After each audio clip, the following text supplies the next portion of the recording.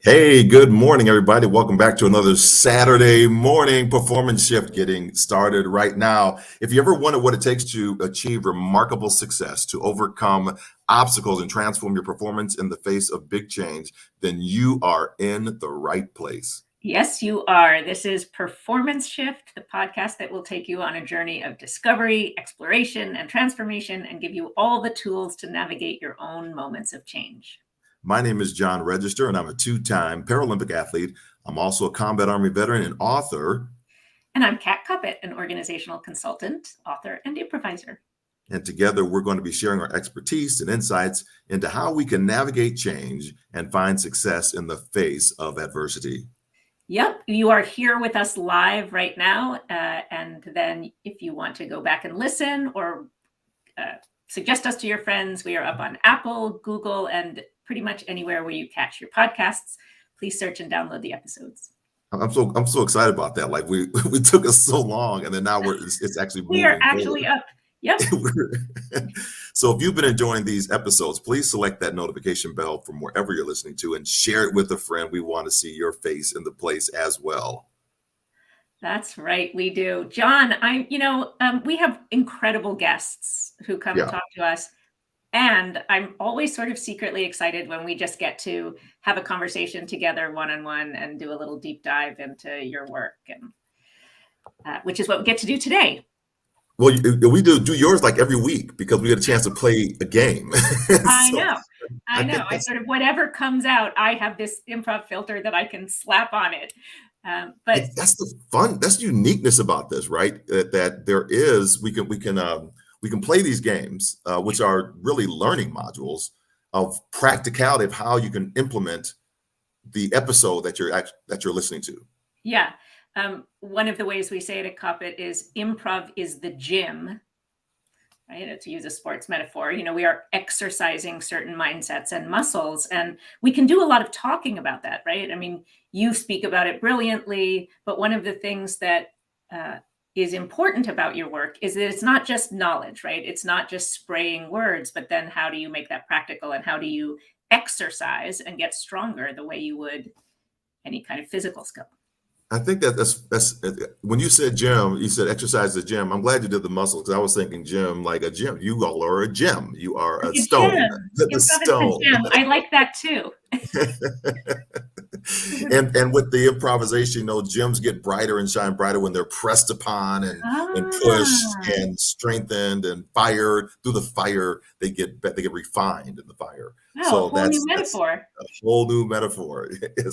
That's what you get on Performance Shift. All the ways we can think about things, just the challenges that we have and the presses and how we actually get through things. So welcome everybody. And so what do we have today, Kat? What do you think we want to talk about? Something really important, I think.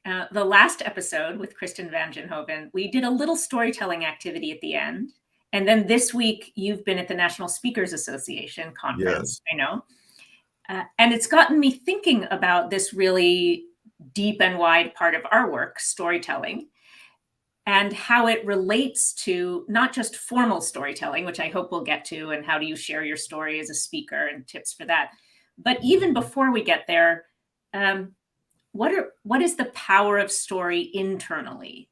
How do the stories that we tell ourselves help or hurt us at different phases of the change framework? So I was hoping you could talk to us a little bit about that. Absolutely. I think some of the things are, in my framework, I have these three phases, and if you want to really go to take the deeper dive, go back into, I think it's episode 1 or 2, and we really unpack, Kat and I really unpack both of our processes of how we formulate change. But let me give you the high level of it, and then go into one of them. The first is the reckoning moment, and the reckoning moment is realizing we don't get back. We realize we do not get back what we desire to have back after some type of trauma has impacted our life. And trauma can be great or it can be small. It's just whatever it is to that end user. The second one is the revision. So now we're recasting the vision of what might be possible. We haven't committed to the vision yet, but we're in this process of being very fragile with the new piece that we're thinking about. It's a tough spot to be in because it's very delicate at that point. Then once we make a commitment, once we have attacked that hurdle, I call it the hurdles. Once we attack that hurdle, then we're into the last one I'm always struggling with. It's just I don't think I've really got the right. I'm on redemption now. I think it's redemption. Oh, Words, the redemption, the redeemed. And so we're at a new place, a new level, which begins with this rebirth, and kind of goes through this process. But in the reckoning moment, I think the stories that we tell ourselves can be very detrimental and keep us in moments that we don't want to be in. We think we want to be out of it, but we keep recycling. And the first one was like the first one I just shared was we don't get back what we desire to have back after some type of trauma impacts our life. So maybe it's a fear of we're telling our story of we're not trusting the process any longer. We are fearful of not trusting anything again or anyone again because I was so damaged in that relationship. I was so damaged in the I didn't get the promotion. I was so damaged in I wasn't picked as a captain of the football team or the track team that I can't understand why. And so I go straight into myself and I'm telling my story that I'm worthless now.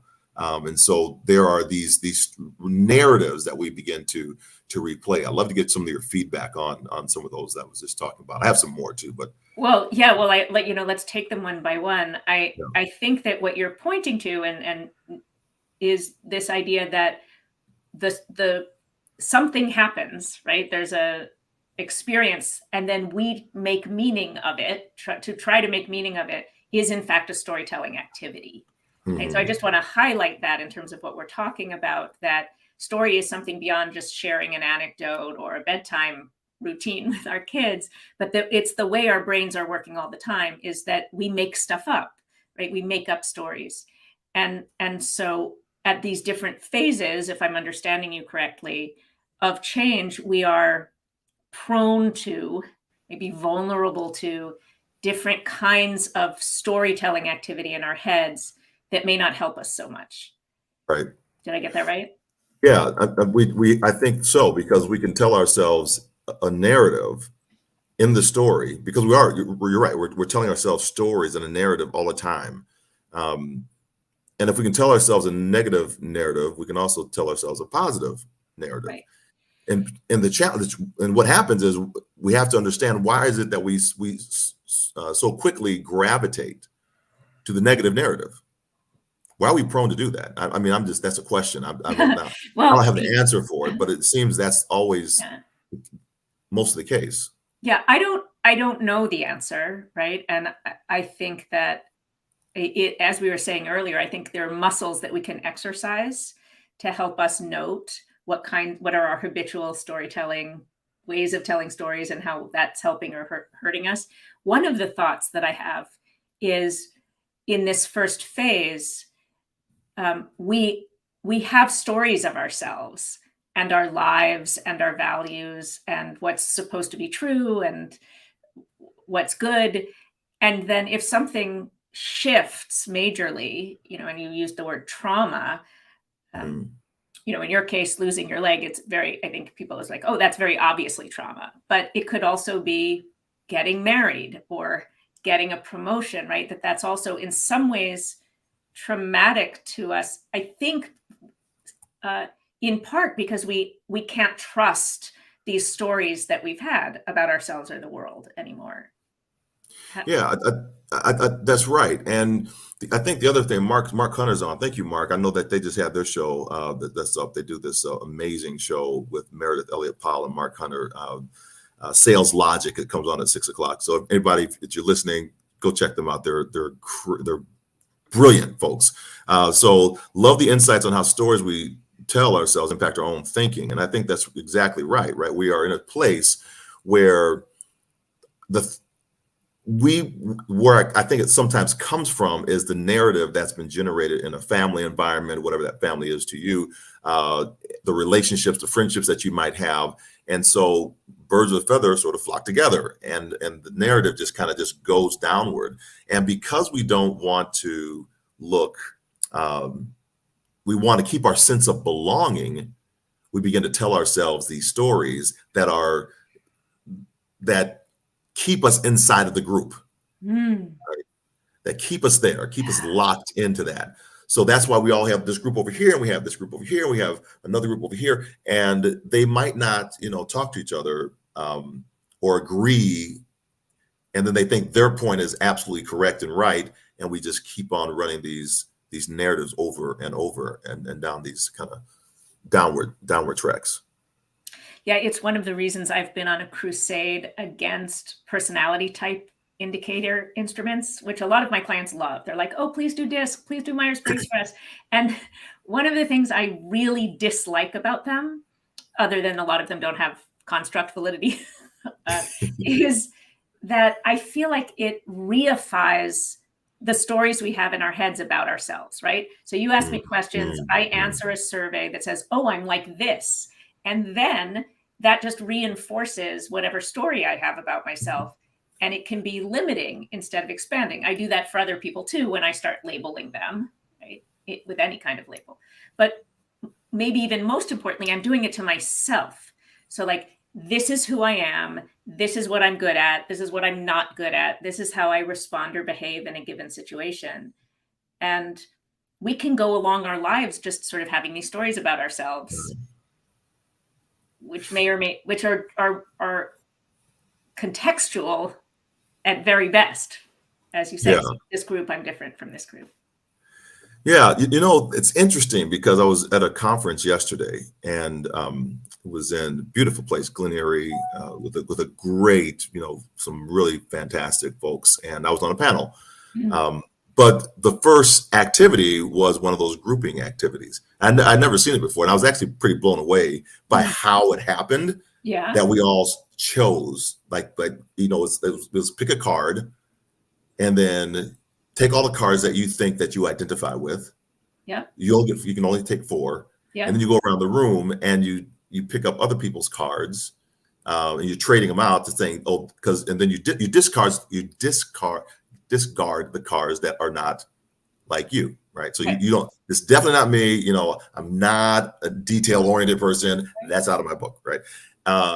And the kind of the sleight of hand was when you finish and you're at your table, you turn your cards over and they're all color-coded. And you got all the same colors. I had all the same colors except for one. I had all the same colors. I was like, what? What? Wow. What does this mean? What does it mean? Well, that's the other side of what I was just saying is some of these stories, right? Some of these qualities resonate with us. Yeah. Right. And then we categorize ourselves and we make things true. But like, imagine what cards would you have picked or what stories would you have said about yourself before your accident versus the stories you told after? Did they shift? Well, I guess my question is, what was the same, right? What has been consistent across your life, perhaps, as stories that feel resonant and didn't change? And what are things that have transformed or changed? Yeah, as we look at this, okay, so I got a lot of things running through my head right now because I'm just blown away by thinking about that activity again. And now what I'm doing is I'm juxtaposing it to what you're just saying right here. And it's like my mind's going, boom, bam. And it's great. I love being in the space. And so now I'm waking up. Good morning, everyone. Good morning. The story that I told myself, one of the stories was, you're invincible. You're powerful. You can do anything you want to. You have a pathway that's all set for you. And if you just follow the path, you will be fine. You're on a trajectory, you're punching all the right buttons, and life is moving forward. That was the story I was telling myself. And then I had an accident which derailed that entire thinking. And in the process of rediscovery, in the process of healing, I found, and even came out yesterday too, I found that I am faster at asking for help, that I don't have all the answers, that I do need assistance. And that was an amazing discovery. So even yesterday, so we went on this incredible hike. And I'd been on. I thought it was the same hike that I'd been on before in this area of Colorado, but it wasn't. It was a different one. And I asked. I knew I was going to need some support, right? So I asked up front, as everybody's talking about, you got to charge it. We're going to do it. It's a military camp. We got to move forward. I said, excuse me, I'm going to need help on this hike. And everybody's, oh yeah, we got you. So it shifted the conversation. And after it was over, I had people say, that was an amazing leadership lesson that we need to ask for help. So it's Brilliant. just one of those things where we get tunnel vision and we think that we're the one. And so I want to hear your comments on it. Then I want to talk about one of the things that happened, because I love these moments that come up and got me thinking. This one individual got me thinking. She was talking about grit. And so I was in grit. I wasn't pushing back against it, but I was thinking about it from a leadership standpoint and what the positive and negative impacts of leadership are in that lesson. But I would love to hear kind of your thoughts on the leading with, kind of saying, I need some help. Yeah. Beautiful. Oh, there's so much in there. Well, first of all, I agree. I think it's a beautiful leadership lesson to model vulnerability, to model asking for what you need, rather than being invincible and completely autonomous and separate from the group, right? If that's what you want people to be able to do in the group, if we talk about psychological safety, right? That's one part of Right. it. And the other story I have about what happened was, it was not just a lesson, it was also a great gift to the group, right? I think we have stories about asking for help that it's going to make us seem weaker, or we're going to be a burden, or people won't respect us as much. And actually, I think there's evidence that it's the opposite, that people want to help and Yes. feel good when they help, right? And when they are invited in to help. I mean, if we think about ourselves, you love helping people. If I feel like I can be of service, that feels great. That's one of the reasons we're doing this right now. So it's a great gift to invite others in. Yeah, and I found two alike people in there that wanted to support me, right? Yeah. I'm not saying that no one else did, but what I'm Right. saying is that these two kind of rose up, right? Randy, he helped me like the first part of the mountain, right? Going up, and then Teresa helped me on the down slope. She actually helped me on some of the up slopes too. Yeah. But the point is, it was like there was a shared load, right? Beautiful. And sometimes in relationships, it's not 50-50. It's just, we're just one's going to take over after another person after a rest. And, so because when you're helping another person, right, you're giving a part of yourself away. And so you're going to not see what everybody else sees because you're paying attention to something, another person or another activity or whatever it might be. So the hike was beautiful. And I didn't want people to miss that the valley and the sunrise hitting the mountains and all those things, because they're watching out for my steps. Like I have to kind of watch my steps on the loose gravel and things. So sharing that load gets a chance for everybody to experience the beauty of that hike. And to experience the beauty of connecting with you and helping a fellow, for sure, which is a whole other beauty. So that was my thought about that. And then you mentioned grit. Last week, again, with Christian Vangenhoven, we talked about the book Quit, right, by Annie Duke, which is sort of in some ways a response, I think, to the over-rotation we have, especially in the US, I think, about, just toughing it out and never quitting. But so I'm curious, especially, what your thoughts on grit are, Yeah, when it's helpful and when it's not. I think there are times, like I think the over rotation is a great word, because there are absolute times when we have to charge and we have to be the leader and we have to go this direction. And we had another person on our panel that was in a firefight, the sergeant major, and so she's got to get her troops out and up a hill, and they think this is their last stand, so they're all eyes are looking at her rank and everything. She's in charge. Boom, we got to charge this hill. And absolutely, right? That is the toughness. That's the grit. That's where we got. There is no democracy in a firefight, right? You're going to rely on your training, and that training kicks in. I think we also have to do that on a micro scale as well, and in our companies and our businesses that we're running, because the buck does stop with the leader. Yeah. I think that as well. But when we're not having bullets shot at us, we have time to think. And so now we can get other people's ideas, opinions, and things. So because we're not really in a crisis mode. Right. In crisis mode, I think grit is absolutely bam. We got to make this decision. We got to charge in the storm. We have to get through this thing. When we're not, though, we can have time to practice maneuvers that will allow us to think better in a crisis. So because when Navy SEALs go into a firefight, and before they went into the Osama bin Laden raid, they practiced the whole complex. They built the whole complex and practiced and trained for 6 months before they went in. It wasn't just boom, go in. Yeah, that's not improv. That's not improv, right? So we're going to train around that. And what came up for me in this moment, I didn't have this thought before. I do now, having been a CEO, is I began to think when she was talking about this, what did I do in the crisis moment when our organization was, struggling, and the first thing I did was empower.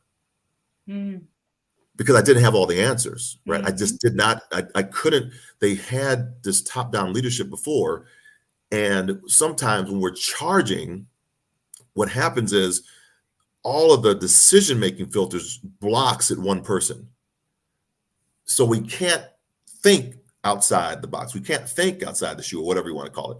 We're thinking through one person, and that can block us. That can actually hinder the quickness, the speedy response of that. And so I decided to say, to get out of this thing, I need to know who are the sharpest people here, right? And I'm going to say, and I told them, I said, you were hired for this position right here. And we need you more than ever to show up with that. You need to give me your KPIs as you see it to the value of the organization, the association, right? So that was the way I began to do it. Again, that goes back to the first story of being vulnerable and saying, I can't, you know the information that we need to do. We got to get this on the ground. I'm not going to learn this as an executive. It's going to take me like 6 months to get this. We don't have 6 months. Yeah. I need to rely on you. You need to tell me what the KPIs, whatever are, that we move forward. So that's what and that was a discovery that, I didn't think about that before. Until I was, me, I get in a situation like, let me take the other side of that argument and just try to run with it. Well, and so, Well, it's in terms of storytelling, it sounds like one of the things you're doing is stress testing a story, right? So we have a story. This is what leadership is. This is what you need to do in a crisis. This is the one way that it can be right or good. We have all sorts of stories around leadership, right? And what a good leader is. Yeah, and it sounds like what you are doing is stress testing that. Like, okay, maybe that's true. It's clearly true if you're doing an Osama bin Laden raid, or if you're under firefighting, then that response was obviously very effective. It was a good response. You wouldn't want to sit around and say, okay, guys, let's come together and talk. What do we think is the right answer? Let's brainstorm. And there are, in other situations, might be other ways that leadership shows up, like saying, I need help. I don't have all the answers. What do you think? Or inviting the group to share their stories and strengths and concerns. Yes. And even when you're talking there, I was stress testing again. I wrote that down, stress test the stories. So I'm stress testing my story upon my story, what I just said. And I think even charging that hill, it was done, as I said earlier, we stress tested the leadership in training. So it makes sense that we know what to do because we put ourselves in the stressful situation before we got into the fight. Right. And so now when the call comes in and says, Sergeant Major, there is no support, you're on your own. I know immediately what I have to do because I have done it time and again in my training. Yeah. And I have evaluated that training to make the next training, better or stronger, to do other things. So I have multiple ways I can think about something. so that in the moment I can make the best decision in those 3 seconds that I can. Yeah. And that's how we do it. And we stress test it before we get into the firefight. And so the story that we tell ourselves are multiple stories, so I can pick one of those stories for the best outcome. Yeah. I know that story. I've heard that story. I Right. can enter into that and know how it goes because we've created it or practiced it ahead of time. Yeah. Yeah. Yeah. Whew, that's good. So, yeah, there's so much. So, if we sort of circle back to you were talking about the reckoning, which is the sort of first phase of Mhm. change. Um, what do you have advice about how people can, um, some activity that people can do to examine their own stories and stress test them? I think a great stress tester is what you asked me in earlier, right? You told yourself this, who were you before? And what were you thinking before? Who you are, how you're going to show up, what your life might be like, and then juxtaposing it to who you are now. I also think that you can see it on, maybe you write on one page that, and then you write on another page the other piece of the story that you're telling yourself now. And I Mhm. think what that does is it gets us to begin to see our narratives can shift. Yeah. So that's one. I think a second thing we can do is we can write down the positive stories that have happened in our life through change. And Hmm. so if we begin to write down the positive things that have happened in change, then we might be more likely when change is happening, when trauma is happening, to begin to see the positive Yeah. versus, kind of going down the negative road. I think about so many times I've spoken to people or heard from people after a big trauma, after the first moments, after this first phase, right? But down the road a little bit, and they say, yeah, it was terrible.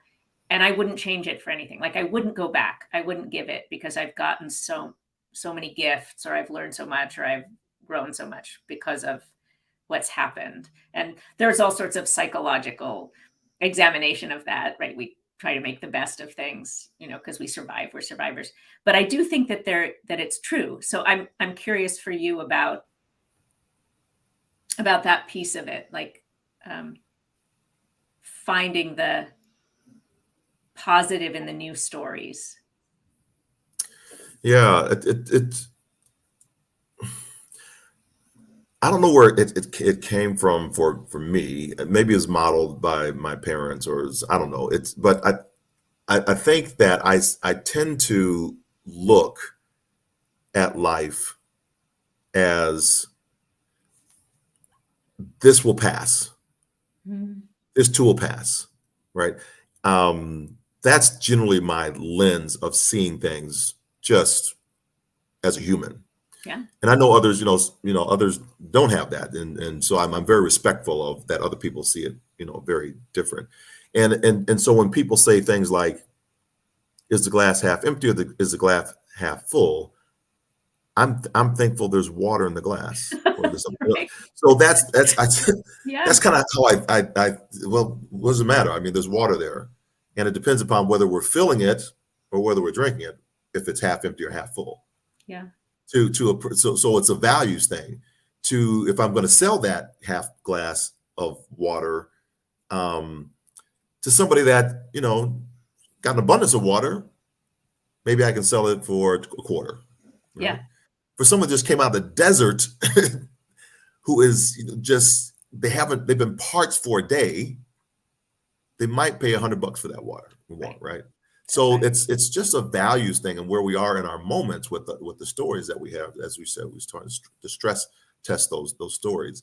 So the way I look at the narratives, that I see is what might be the best outcome for this, or who do I need now in my life that can help me see things that I don't see. Beautiful Yeah. question. And this I think I was doing that all along in my life. I can point definitively to when I had the amputation, and the work I was been doing since then, to now seek those things out. So now I'm looking for that's why I think that that test that we did yesterday with the color coded cards was so fascinating to me, because as we started talking and workshopping, people were showing, I could hear how that makes sense when I look at the how they're so I know how to work with that individual, Mhm. for their just kind of what naturally might come out from them, knowing that we all can shift between, like you're saying, we can shift between those cards, at Yeah. different points in our life, depending upon what type of stress hits us. Well, it sounds like it was an activity around investigating yourself. What do I think is true of me now, right in this moment? Right. Yeah.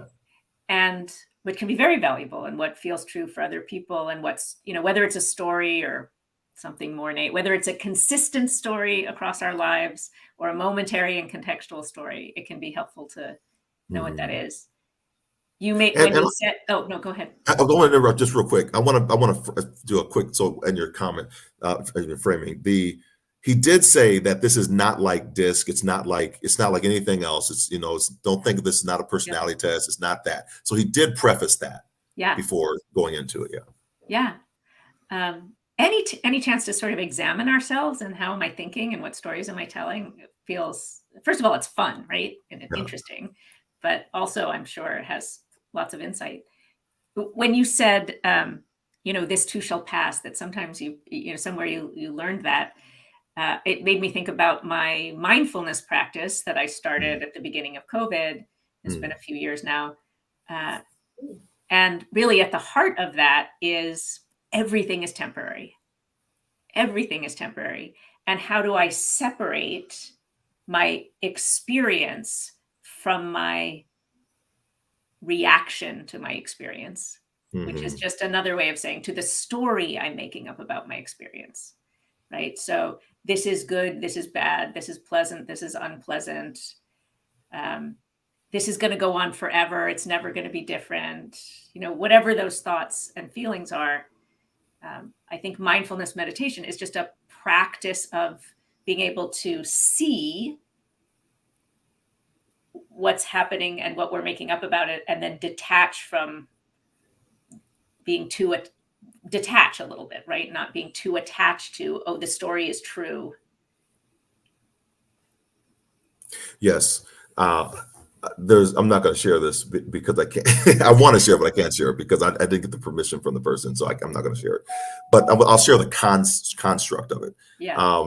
And it's going into a new situation where you don't know anyone, you're fearful about showing up.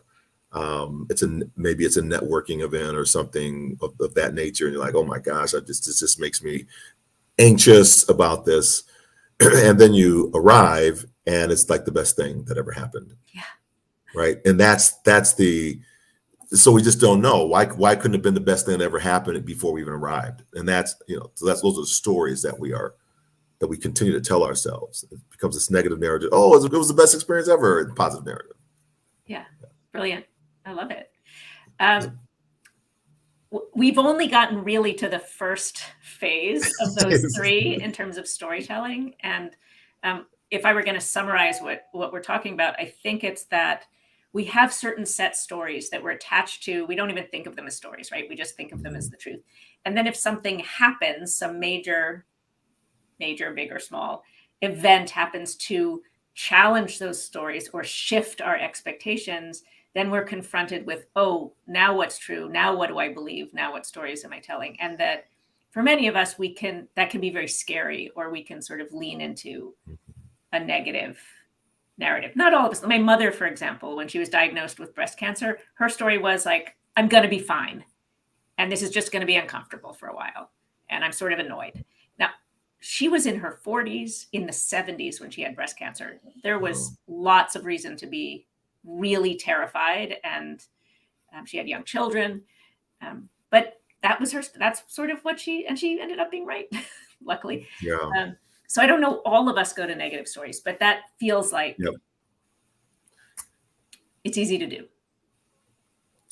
Yeah, I agree. Not everybody does it, and My mother was a pessimist for sure. But, I don't know where I got optimism from, but If she they was were definitely little things, my mother was like incredibly negative, but somehow in these big life moments, she was very courageous in that way. the sky is falling. Oh my God. Um, is there anything you want to say about the next two phases and the types of stories that are typical or that we should look out for in those other No, phases? I think we should leave there, and then we'll come Okay, back and we'll have another episode we'll come on the back other. to it. Yeah, we'll come back to it. Stay Stay tuned. tuned for the next episode on going through the revision and the redemption of it all. Excellent. I would like to say that there is, I believe, I've been honing in on this resolve, and I think that kind of leads into the next chapter of this, the resolve story that we now tell ourselves. I think you alluded to it earlier, that I am resolute in who I am because I've done some work in it. So there's another narrative that comes up there. But yeah, as we're talking about this, I know you named, as we're talking about the art of successfully navigating change, Aha. Ken Adams' Story Spine, Oh, yes. and I think you said maybe we can play that game. I know you can't really all see this, but why don't you take us through the Story Spine? I will. So Ken Adams, as you mentioned, is an improviser and a playwright. He runs Synergy Theater now in the East Bay, San Francisco Bay Area. And he was working with children and he was working with actors, trying to create long form, full length plays together. So collaborative storytelling. And he came up with a story spine, not to prescribe how to tell a story, but to describe the sort of core structure of well-made stories.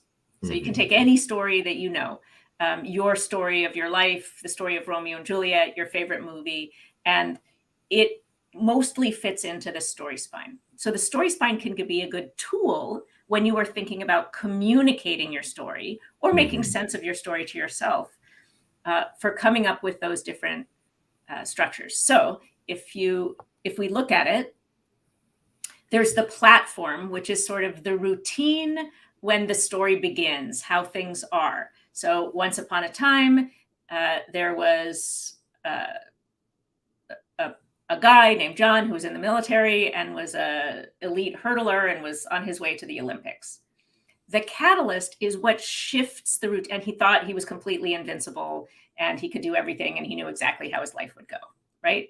So once upon a time and every day are the sentence prompts for that routine. So then next comes the catalyst, what shifts the routine, what breaks the routine, right? But one day he tripped over a hurdle and injured his leg very badly.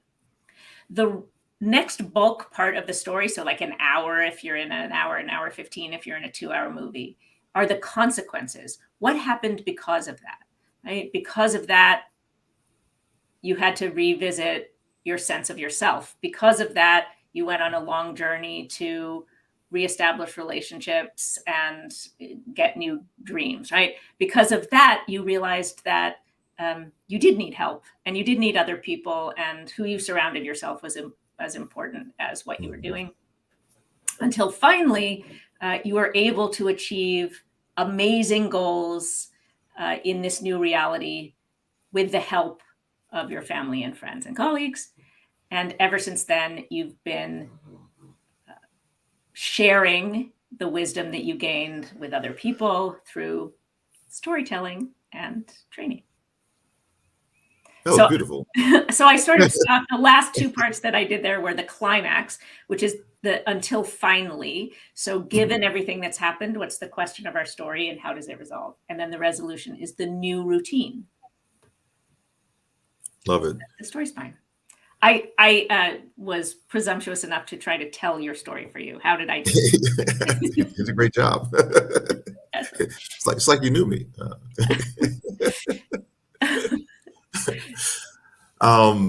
So I thought what we talked about earlier in the show, maybe we run through an example of you did it. So maybe we can just improv one. Yeah, let's co-create it. How about one line at a time? So you take a piece of the story, I'll take a piece of the story, Okay. and we'll go like Well, that. I'll put it back up for folks to see. Sure. If you're watching, what I'm doing is I'm putting up the story spine, which Kat found, and so you can actually see us go through this process. Now, she is the professional improv. I'm not going to do that. I'm not going to do that. I'm not going That's to not insert my true. talk. That's I'm not true. inside of my talk right now. I'm saying like, See, you're oh my making up a God, so good story. for the fail already. I'm already telling myself the negative story. So Do you want to tell like a fairy tale kind of story? Do you want to tell like what kind of story do you want to tell? Maybe we can get a word or a title from our listeners if someone's out there and they can let's see. We have like a couple inspire our people out story. there listening. I'm not sure how fast you can give us a story title or not a story, just a construct One for it. word, a simple title. One word. Yeah. One word. I don't know. You think it might take a while? All I right. think it might take a while. Okay. Let's just go. Yeah. All right. How about the swimming pool? Oh, the swimming pool. Okay. So All right. Once why upon a don't you start? time. Yeah. Okay. Once upon a time, there was a woman who enjoyed going to the swimming pool. Her name was Lauren, and every day she got up first thing in the morning and swam 100 laps in the pool. But one day, as she put on her goggles, Lauren discovered that the pool was a little too cold for her body temperature. And because of that, she turned around and went home and made a cup of coffee instead. And because of that, she thought about that decision to leave the pool because it was a little too cool for her body. And because of that, she was really disappointed in herself and had all sorts of stories in her head about how she was a failure. And because of that, she remembered in her life that there were times when life does get hard and you just sometimes have to push through. Until finally, she went back to that pool, dove in, swam for a while, thinking this is incredibly uncomfortable, until she got acclimated to the water and started to enjoy herself. And ever since then, even if life got hard because the pool of life is so cold, she could push herself through to accomplish what she wanted to for those days. Woot! The end. Thanks, Lauren, for that story.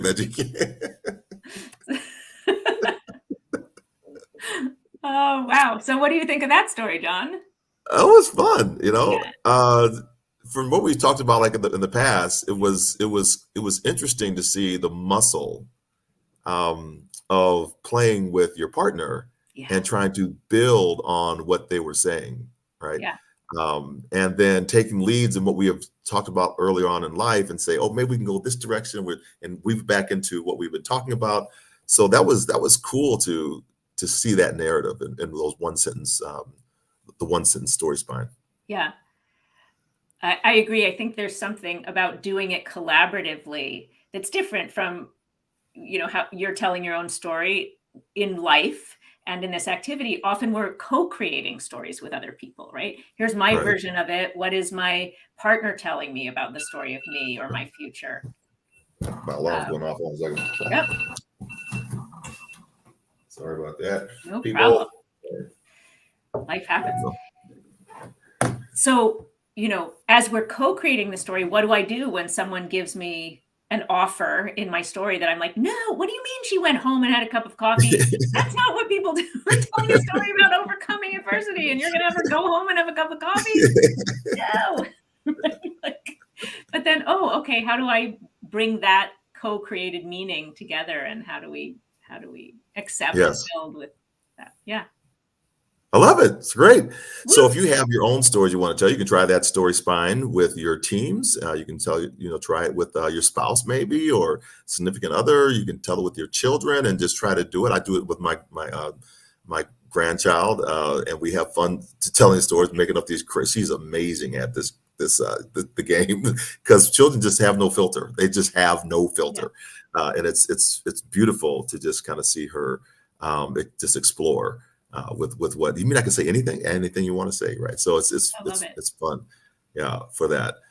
Wow, what a great episode! I love that on story. Went places I didn't think would go. So we have some more So many folks that more just places to go too, John, right? Like we have like absolutely 4 more conversations to have about this. So stay tuned yes. next time. So Yeah. stay tuned. We'll put on one. We may have a guest next week, but we'll keep on going down this path, and then we might splice them all together for like a nice little show.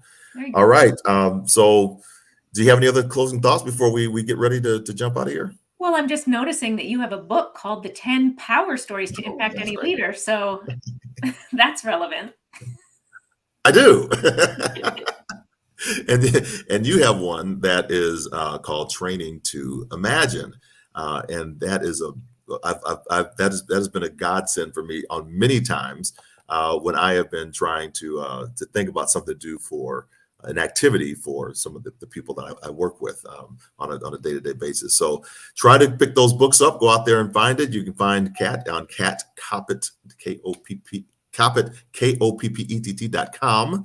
And so you can find her information there. And you got myself on johnregister.com. We'd love to see you back here. Continue to hit that notification bell. And that does it for another episode of Performance Shift Podcast. We hope that you enjoyed our discussion, gained some valuable insight that you can apply to your own life work. Thank you for tuning in. And we strive to provide you with the tools, insights, and stories of remarkable individuals. We had a remarkable conversation today, and we believe that by navigating our own moments of change, we can unlock our true potential and transform our performance. If you haven't already, make sure that you subscribe to Performance Shift on Apple, Google, or your preferred podcast platform. By doing so, you'll gain access to all of our episodes and never miss out on valuable insights and the stories we share. All right. Have a fantastic day, everybody. We'll see you back here next week on another episode of Performance Shift. Have a great day. Have a great day, everybody. Bye for now.